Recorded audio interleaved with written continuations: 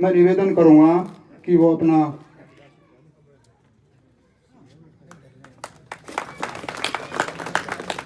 आइए।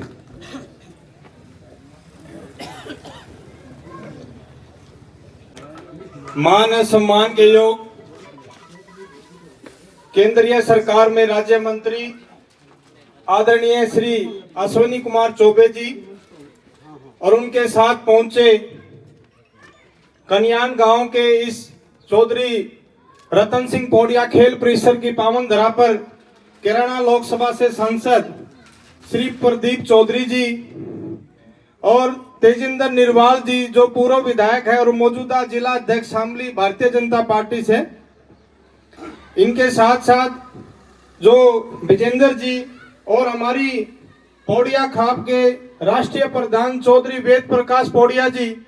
जिन्होंने मैं अभी बताना चाहूंगा जो अशोक जी जो मंच संचालन कर रहे हैं,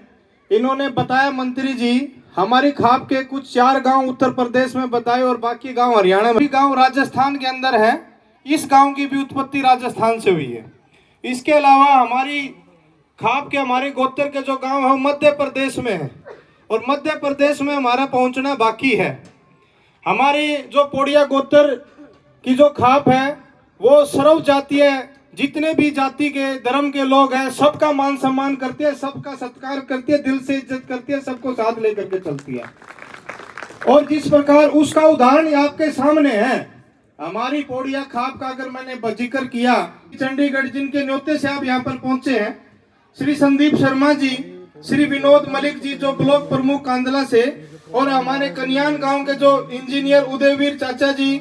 श्री अशोक कुमार जी जो मंच संचालन है भाई रविंदर जी, इसके साथ साथ जो कन्यान गांव की शान भाई लोकिंदर कन्यान जी, भाई लोकिंदर कन्यान, और हमारे ताऊ धर्मवीर सिंह पौड़िया, मास्टर योगिंदर सिंह जी, और मेरे साथ हरियाणा प्रदेश से पहुंचे रोहतक जिले से कुछ भाई जितेंद्र पौड़िया जी, जिन्होंने हमारी खाप का कहां से किस चीज की उत्पत्ति हुई सारा इतिहास एक एक चीज बारीकी से लिखने का काम किया। एक बार जोरदार ताड़ियां भाई जितेंद्र पौड़िया के लिए।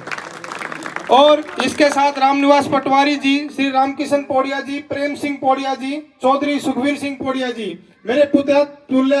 मेरे बुजुर्ग, मेरे नौजवान साथी, मेरी मातृ शक्ति, मेरी छोटी बहनें और मेरे भाई, जो आज एक प्रतिभा सम्मान समारोह यहाँ पर मनाया गया।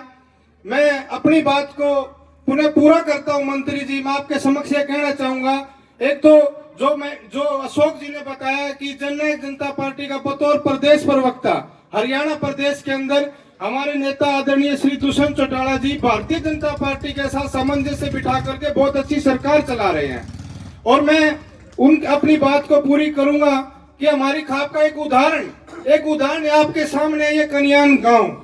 ये एक उदाहरण है। यहाँ से हमें एक चीज सीख लेकर के सबने जानी है, जो यहाँ से बाहर के आए हैं, सीख क्या लेकर के जानी है भाई। हमने भी देखा राजनीति में जब कोई मंत्री आता है, एमएलए आता है, सांसद आता है,